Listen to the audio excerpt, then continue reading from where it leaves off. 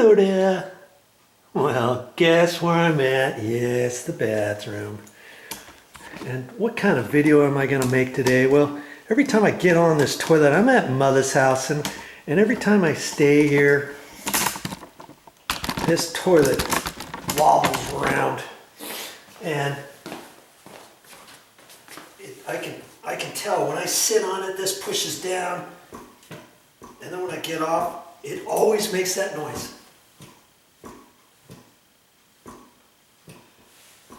And so I can see it's already cracked. The caulking line is cracked. So I don't think I have to score it or anything. I think I just pull it off with a putty knife and an old chisel.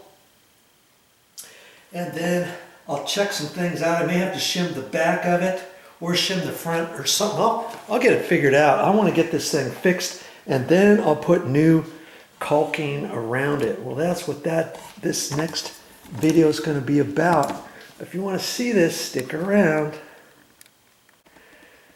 Now, under most circumstances, whenever I see a toilet that's caulked down there, I usually have to score it with a sheetrock knife. Score it.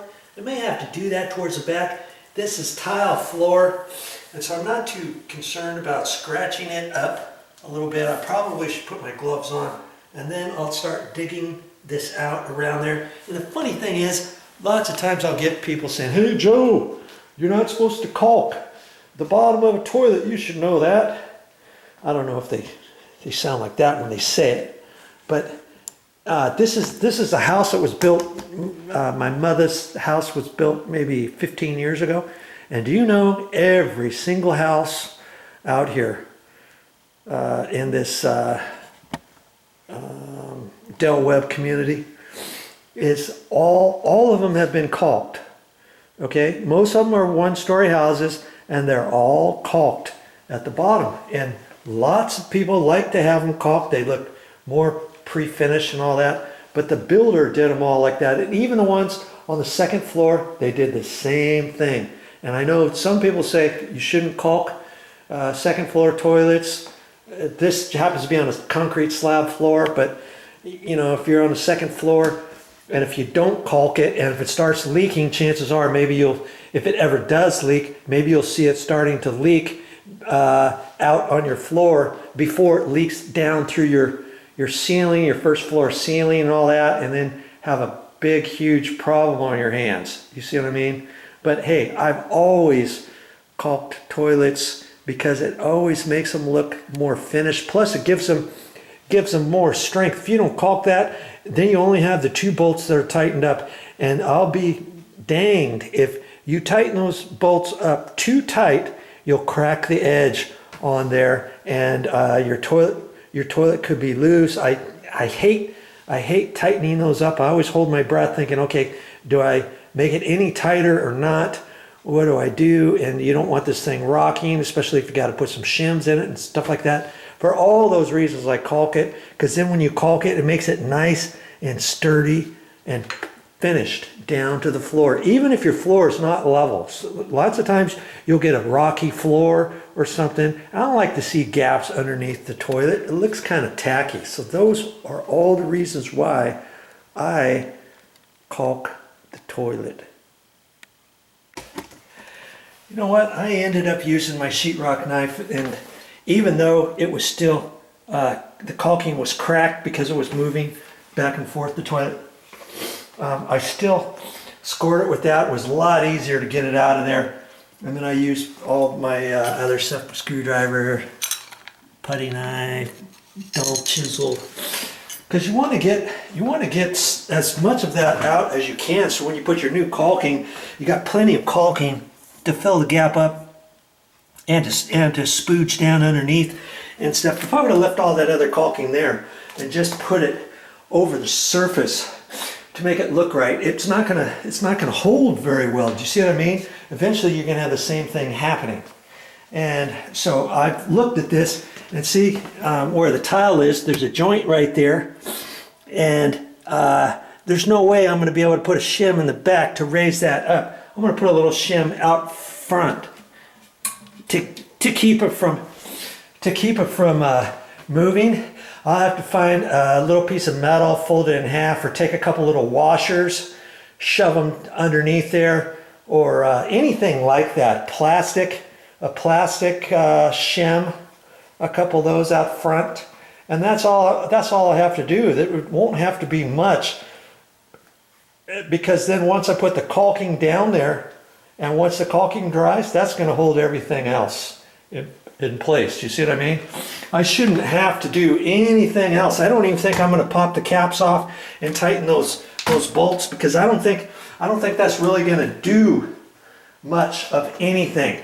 I might be able to get a eighth of a turn or quarter turn or something like that. But see, that's up on a high bit. See, that's tight there, and it's got a slight gap there. So I'll bet you if I put my level on the floor, it's flat from the exterior wall out at least to the bolts, and then it kind of tapers down. And usually when they pour concrete, it always seems to dip down, and that's why this one's going down.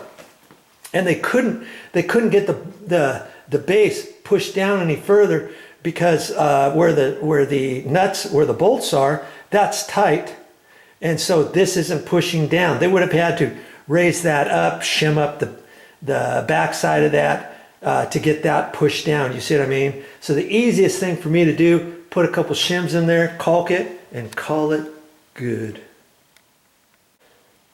Okay, what to find for a shim? I went through this container. I found all kinds of things I can use for a shim. I could split this block of wood. Here's some little plastic deals in here. I think they're too fat. Here's something here. I probably won't even use it for a latch. I could cut that off. I could take this, cut that in half, fold it in half, fold it in thirds, push it under there. Here's a plastic shim.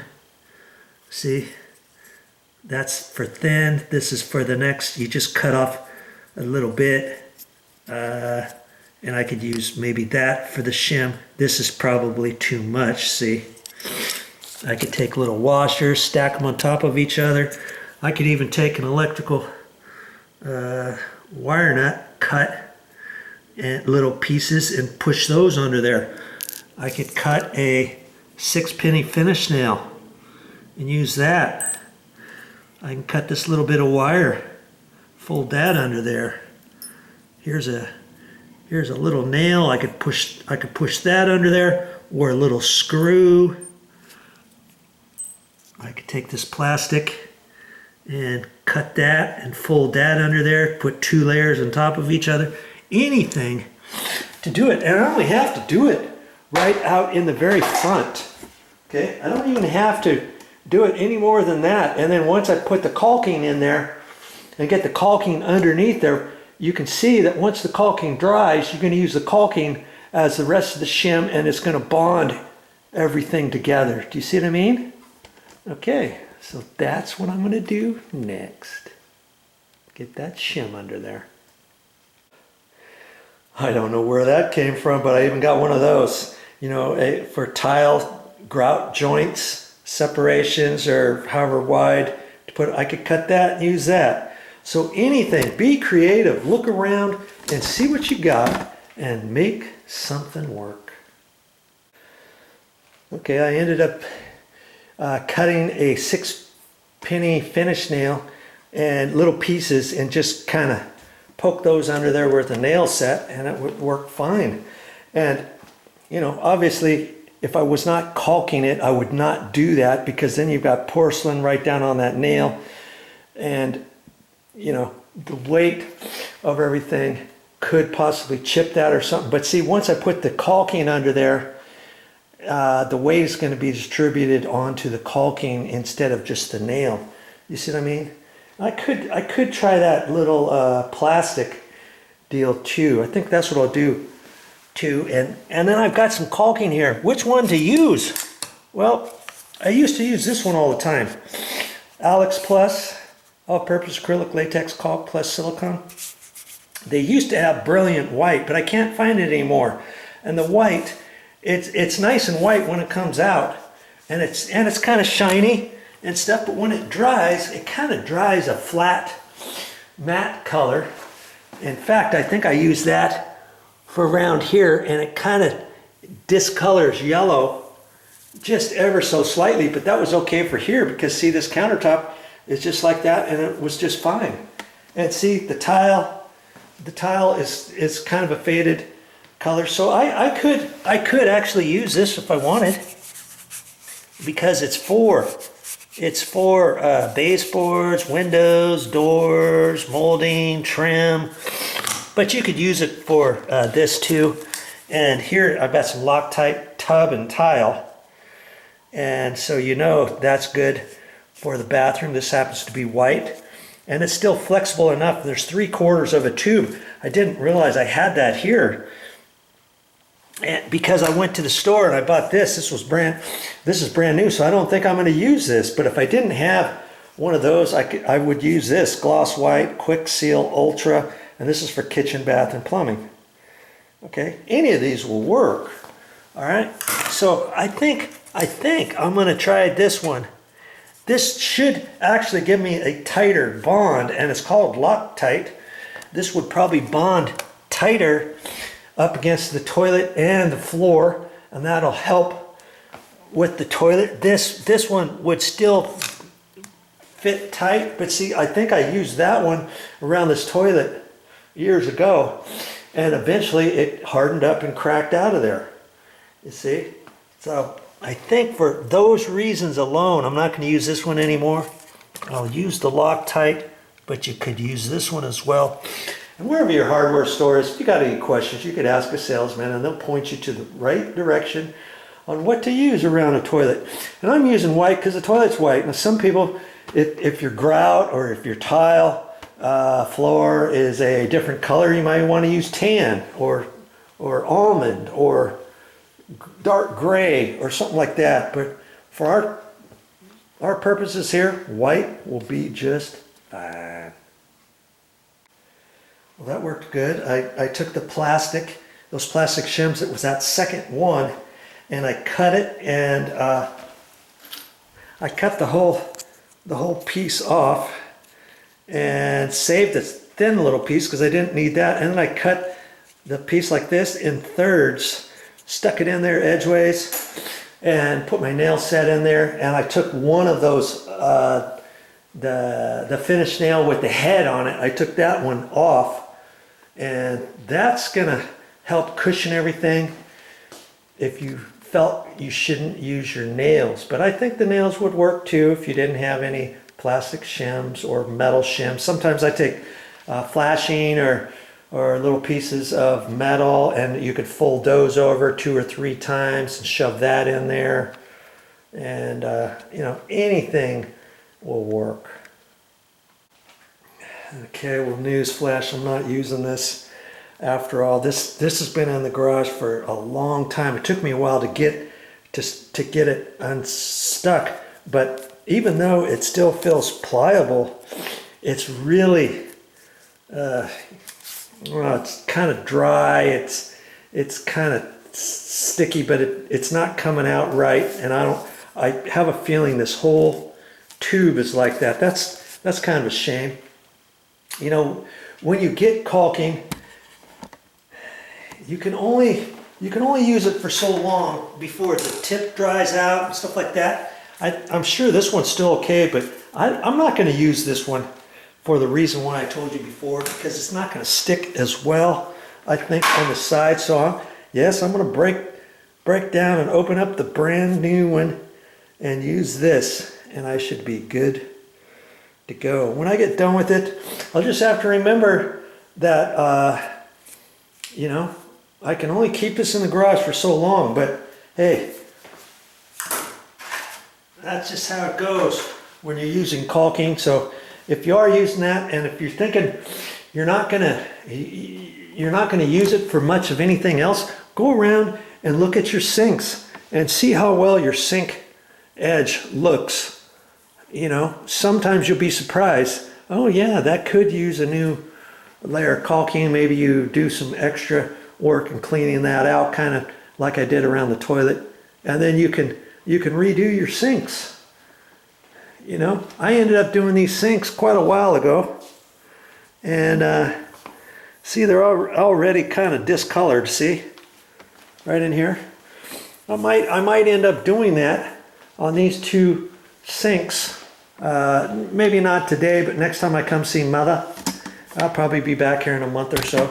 And that caulking, what I don't use, hey, I can use then. Yes, that's what I'll do. Okay, time to get busy. I don't know if I'm going to show you much about caulking. I mean, I get a nice bead around there, wipe it off, and I've got a bucket here with some water in it. I got a little sponge here, and I'll get a little rag too, because I like, after I put it on, I like to kind of wipe my finger on there and then wipe, and use my finger and kind of clean off the top edge, around the top edge of the toilet, and then down on the floor too.